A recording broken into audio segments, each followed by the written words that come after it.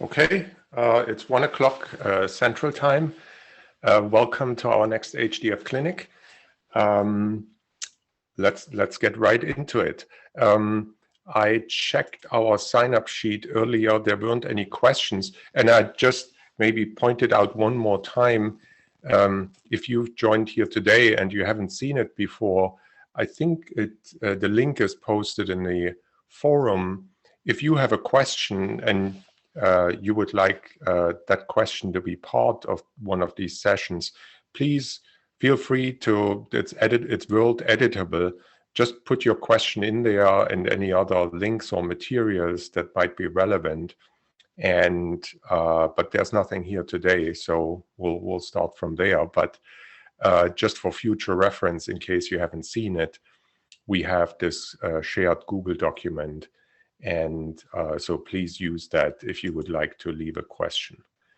I'm going to pause here and ask, if you are here today, you joined, do you have any questions before we get into anything else? No questions, Gerd.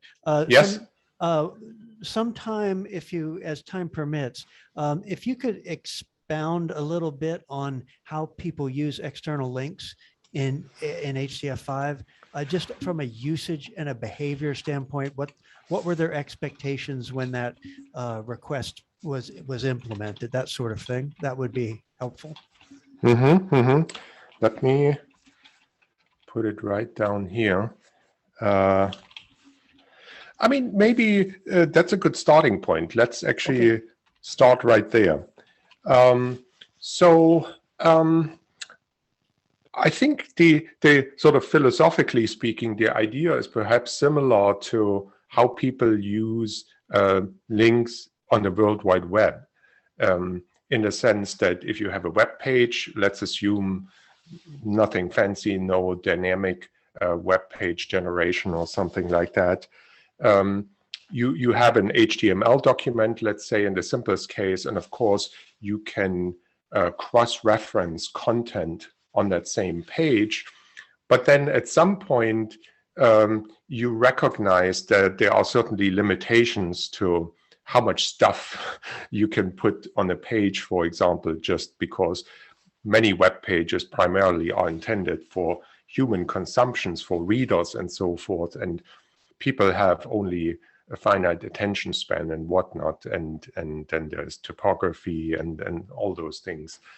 And so there is naturally a desire to say, well, I can't cram everything into one page. How about divide and conquer, where I can, and maintainability, of course, is a big one. It's much easier to maintain sort of a few relatively self-contained web pages rather than one or just a handful gigantic web pages. That's also from an editing point of view, for example, challenging potentially.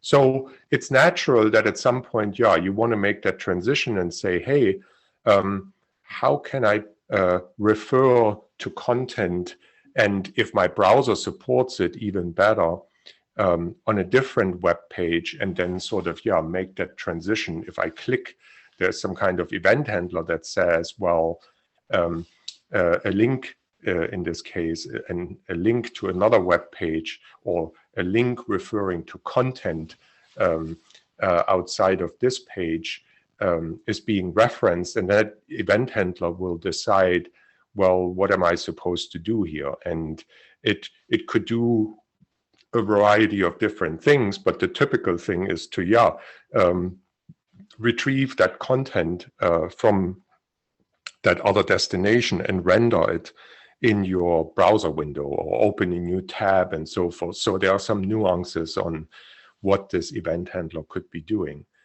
And similarly in HDF5, there is content definitely that you, data sets and groups and whatnot, that you can put into an HDF5 file. But at some point, either you might feel that okay, enough is enough. It could be how the data, for example, is generated, how it comes about, that there might be a need to actually distribute the data across multiple files. So you may not have control over that.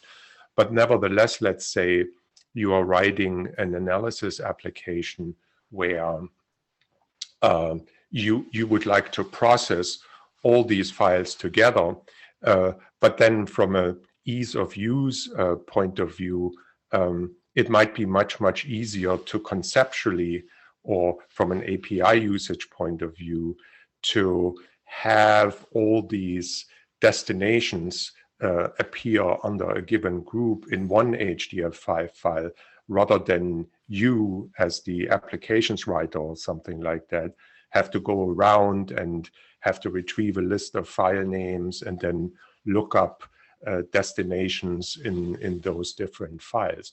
So I think, there are many reasons. Another reason could be, for example, that some of the files that you are referencing, they might be read-only, or again, it goes back to how the data acquisition phase in your data lifecycle works, how you acquire things, if you acquire them sort of portion or incrementally in some form, but you acquire them in a form that once you've acquired something, it's read-only. You cannot change it anymore.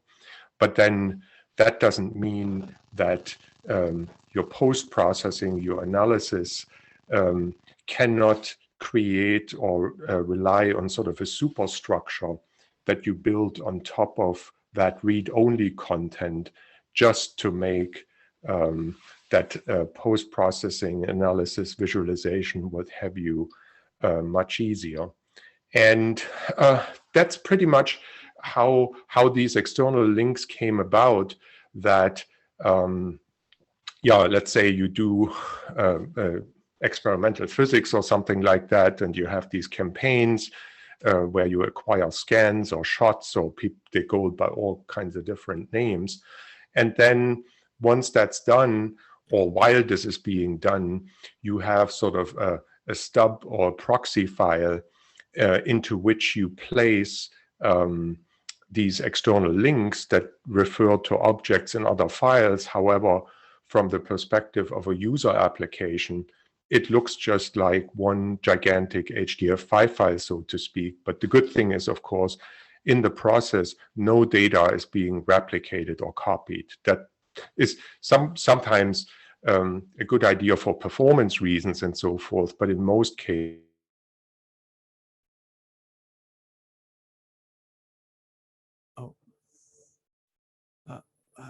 I lost you. Yeah, Gerd, we lost sound. Yeah, lost you there. oh, somebody lost sound. Can you hear me okay? Yeah. Now is good. Okay, sorry. Yeah. So you couldn't hear me for a while. I'm sorry. 5 seconds at most. Okay. So I was just talking about that situation where you acquire a bunch of HDF5 files, and then you create sort of a stub or proxy file where you put in external links to the relevant objects in these other files, and then an application working with that stub file, to it, everything, your collection or your subset of a collection, appears like one gigantic HDF5 file that you can traverse. And to you as an applications programmer, it's completely transparent how these external links get resolved. Of course, there are potential technical complications. For example, when you create an external link, which is really just like in a Unix file system, a symbolic link where the link value is just a string. There's no meaning attached to it, only when you actually try to open that file or open that directory that's being symbolically referenced. If that resolution is not possible, then the operating system, or in this case, the HDF5 library or your web browser, will return I forgot, was it 400 or whatever the HTML code is, not found Right, the link. 404. Or 404, yeah, right. And a similar thing will happen in the HDF5 library. And it's also interesting to look at this, for example, from the perspective of long-term archival. It's typically a bad idea to encode or represent these external links. You can think of these external links basically as pairs. There is a file name component to it, and then there is a second component, which is sort of the HDF5 path name in that file itself. Now, you would refer to that file itself typically by file name, but then that file name or that path to that file could be relative, it could be absolute and whatnot. Of course, with absolute path names, that is potentially dangerous, because even if your collection in the future gets relocated in its entirety to a new storage device or something like that, there is a good chance that the absolute path name might change, and that would set you right there up for these 404 or file not found type errors. So it would be better to do that with a relative path. And there are actually, if you encode this as a relative path, there is actually a function in the HDF5 library. It's actually a link access property list where you can say when the HDF5 library encounters external links, you can specify a prefix that you want to be prepended to any file path names, for example, to aid in the process of resolving, of locating those files. So there is some flexibility in the library, but there is potential trouble in terms of archivability, or if the relative location of your inventory, so to speak, changes. But and then of course there are, from a performance perspective, implications for there's caching. So if you keep going down the same external link over and over again, of course the library will do some caching and so forth. But if you have lots of these external links, of course that's a consideration for how much metadata can be really cached, and if your metadata cache is too small and you're constantly sort of circling over a large list of external links, there might be performance implications and so forth. But that's really sort of you can always create circumstances where you sort of push the limits. But I'm sort of maybe going off into the woods here. But generally, does that make sense? So yes. External, yeah. Oh, okay. Yes, I was, yeah. So really, it's the field is wide open for when that external link is interpolated into the main file. That's just completely a user domain discretion. Sometimes, yes. and oftentimes it's lazily interpolated. It definitely is, yeah. And in fact, you can think about it in some cases. So before external links, the HDF5 library had already these so-called symbolic links, and those were confined to path names within the same file. Yes. But even in that case, I remember use cases where people would sort of pre-create these symbolic links, like a future, where they would say, well, there will be an object in the future, and I just create it as a symbolic link now for documentation purposes and otherwise. But yeah, if there wasn't any object, then it might be that the library will just generate an error. Your web browser, for example, or the internet is not crashing or coming to an end, right, because there are a gazillion of not resolvable links. But yeah, it's a very flexible mechanism, including for future reference or for documentation. Or yeah. Yes, but from that user's perspective, they were actually intentionally wanted these links to exist in a unresolvable state, because later on they would be filled in with something. Yes. But that dangling link actually served a a purpose from the design standpoint. It sounds like, and I guess external links could be done in the same way. They could be thinking along those same lines. Yeah, yeah. And in some cases, again, we see the weirdest things. You can think of it also sometimes if you think of another sort of link-like structure, like in Windows, the infamous Windows registry, sometimes the existence in the HDF5 library, obviously, you can check for the existence of a link without sort of trying to traverse that link. You can just check, does such a link exist? Whether it resolves or not is a whole different question.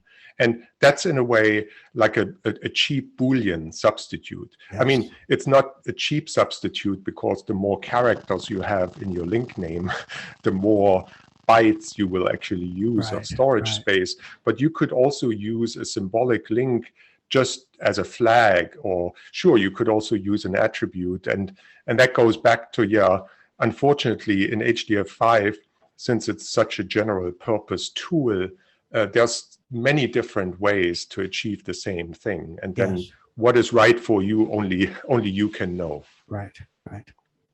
Okay, that makes sense. Thank you. Okay. Thank you for the question. Yeah.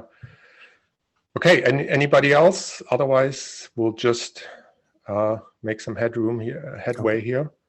Okay, let's jump in. We had 2 open questions, and I got you some answers, not complete answers, but sort of a step in that direction.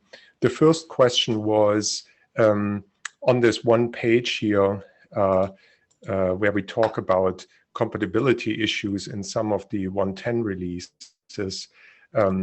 There was this question, there was this formulation that said not all HDF5 110 releases are compatible. And my question was, well, what does that really mean and why?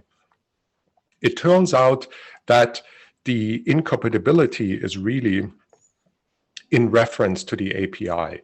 So it is an API incompatibility. It does not apply to the file format. So it's not that you can create with some versions of HDF5 110 file formats that are not readable by other HDF5 110. It's nothing like, it has purely to do with the API. And the reason is that as part of our sort of backward and forward compatibility goal, we always try within a major release, meaning within the 110X family of releases or the 18X or the 112X family of releases, we do not make, number one, any changes to the file format. And number two, we also do not make any changes to the API. And in the transition from 110.3 to 110.4, we actually violated that. And I remember, you can read everything in these compatibility and performance issues we publish with each release, sort of when there were new API functions introduced, when there were new constants or macros and so forth introduced. But as according to our promise, we never change an API. So if there's a function, and in this case, I believe it was H5D get info or H5O get info, I believe, we do not change, we don't add any arguments, we don't take any arguments away, we don't change the type of the arguments. And however, in this case, we have not done that. We actually have changed the arguments and the type of the arguments. And that's what introduces this incompatibility. And so that's what this is about. So it has nothing to do with the file format or anything. It is an API incompatibility. And that's why there is the recommendation. The API compatibility is sort of guaranteed beyond 110.4 and later. So if you take 110.4, 110.5, 110.6, 7, I believe we are at 110.8 at the moment. They are all API compatible. However, 110.3 and before and 110.4 and later are not API incompatible. It was a mistake. It was our mistake. and at least we documented it. And it's not something we usually do, but hey, we are not perfect either. And so yeah, that's what this is about. Then we had this question of when we sort of look at two kinds of selections, point selections where you select individual elements in a data space, or a hyperslab selection where you have sort of a generalized start, stride, count, block pattern. Is it actually possible to write from a point selection to a hyperslab selection, or the other way around, to read from a point selection into a hyperslab selection and so forth? And then does this work in parallel? And I've actually spoken to a few people in the HDF group, and I haven't yet spoken to the right person, but I heard everything from, no, that's not supported, to try it. And so what I did is I just tried it, and I can report that for the simple example that I tried it and that I'm going to show you in a moment, it actually works. Whether it works in parallel, I don't know. I'll try that in preparation for the next time. But here's a simple example just to show you what we have in mind. So I just create an HDF5 file, nothing fancy. I just create a file space. I make it one-dimensional, 10 elements. So it's just one-dimensional, 10 elements. And then I create an integer data set, again, 10 elements. And then I basically, since I want these different selections in memory and in the file, I just do it cheaply here. So I basically create a copy of this blank 10 element file space and make it my memory space. So H5S copy is just very handy to do that. And then I make two selections. The first selection that I make is I select 3 elements, and I select them out of order intentionally. I select 3 elements in memory, and I'm selecting elements. So this is 0 based. So this would be the 4th, the 2nd, and the 7th element, but I'm sort of selecting the data set elements at positions 3, 1, and 6. And it's a select elements, so it's what we call a point selection. It's sort of terminology-wise a little confusing. We call them point selections, but the function is called H5S select elements. And then I make a hyperslab selection where I select also a block of 3 elements. So this last argument here in a hyperslab selection, that's the block size. So I'm just selecting a 3-element block, a contiguous 3-element block. I'm also making this a little more interesting. Instead of beginning my contiguous selection at the beginning of the file, I'm going to offset 4, so to the 5th element. And then I'm just doing one of these blocks. So I'm basically, what I'm doing here with that H5D write call, I'm writing 3 elements based on a point selection in memory out of order. So I'm not reading in order. So there's just some interest here. And I'm writing this to a contiguous selection starting at offset 4 in the file. And so here's that H5D write call where I'm writing memory space, file space, and then my data array, just to keep it simple, I said this is a logically 10-element one-dimensional data set. So we are picking 3, 1, and 6, which means 3, that would be the, so this would be 0. So we should be seeing the numbers that we are seeing here as values. So it would be 3, 1, and 6. Those would be the ones that we would expect to be written in the file, and we would expect them in the file at offset 4 as a contiguous block of 3 elements. And so if you take that program, you compile it, you run it, and then run H5 dump on it, lo and behold, it works. So what I'm seeing here is I created this integer data set. It's 10 10 elements, it's contiguous. And then at offset 4, so that's the 5th element, it's 0, 1, 2, 3, 4. That's why my first is. And then the way I made these point selections, the position of the element or point is actually also the value at that element in my buffer. And I'm seeing 3, 1, and 6, and it's contiguous here. And then, yeah, since I'm not touching everything, since I'm not touching anything else, the other elements are untouched and 0.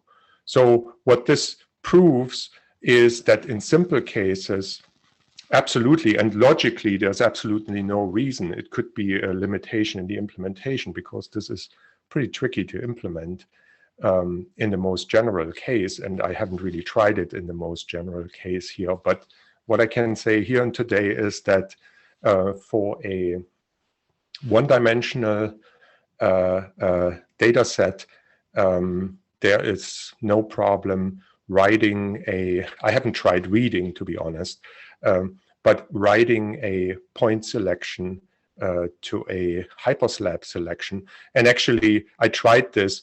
If I revert this, I can write a hyperslab selection to a point selection in the file. I tried that. That works as well. I haven't tried reading, but I would assume that works, although I will try it just to be sure. And then what I'm going to try for next time is to see if this works in parallel.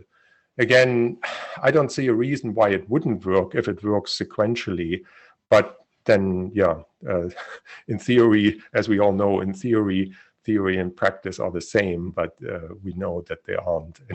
So I owe you a partial answer here, and then maybe if I run into the right person and I have an idea who that might be, who can give me a sort of a comprehensive and complete answer, whether this is just serendipity and it just works by accident, it's not supposed to work or something. So I'll get you a more precise and more complete answer next time.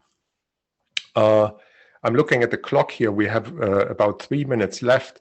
I will cover these things unless there are any other questions at this point. No further questions, Gerd. Okay, thanks. All right, so I'm just going to be brief here. Again, if you haven't done so, we have a great webinar coming up on December 1st at 11 o'clock about Hermes. Then the swimmer VFD beta is still out there.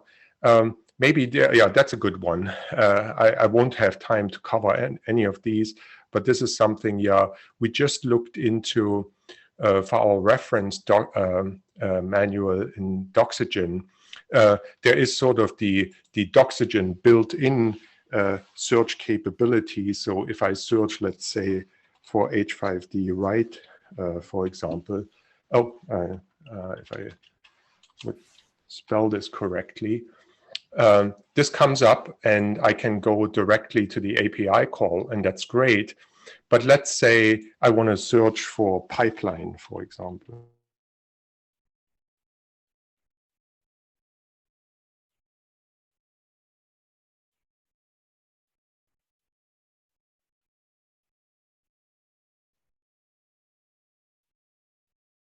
We lost sound again. So that, yeah. We lost sound again, another 5 seconds. Oh, I'm sorry. Okay, so I was just explaining that there are certain limitations to the built-in Doxygen documentation. So you can search for calls that you know by name, and it's going to take you right there, like with H5D write and so forth. But if you if you assume that this search would actually search the text associated with these reference manual entries or the PDF documents and so forth, you will be disappointed. So what we did is we added this full text search page to this, not as a replacement of this Doxygen search, but just to enhance it, if you wish, or should you be interested in really searching the contents of the documentation rather than just function calls or structure names or variable names or something like that. you can just come here and type in pipeline, let's say, or you can have multiple terms here. And then if you search for that, that really gives you what Google thinks is important about pipelines, but then it gives you really results from the documentation itself. So here, for example, pipelines, as you can see from these highlights here, mentioned where we talk about filters, about H5Z, object creation properties. There's a PDF document in which this occurs and so forth. So I think this is in my opinion, useful enhancement to the search capabilities of the documentation. But I would encourage you to try it out and give us feedback on what you think, how this might be improved, what you don't like, and we'll see what we can do. But I think this is a big step forward in the right direction, because I think that's something we've been missing from our documentation for the longest time. And that's about it. It's 1:30, and I thank everybody for coming. And for those of you in the States, happy Thanksgiving. But we'll be back next week and come back and ask more questions. Thank you. Okay, thanks, Gerd. Bye. Mm-hmm.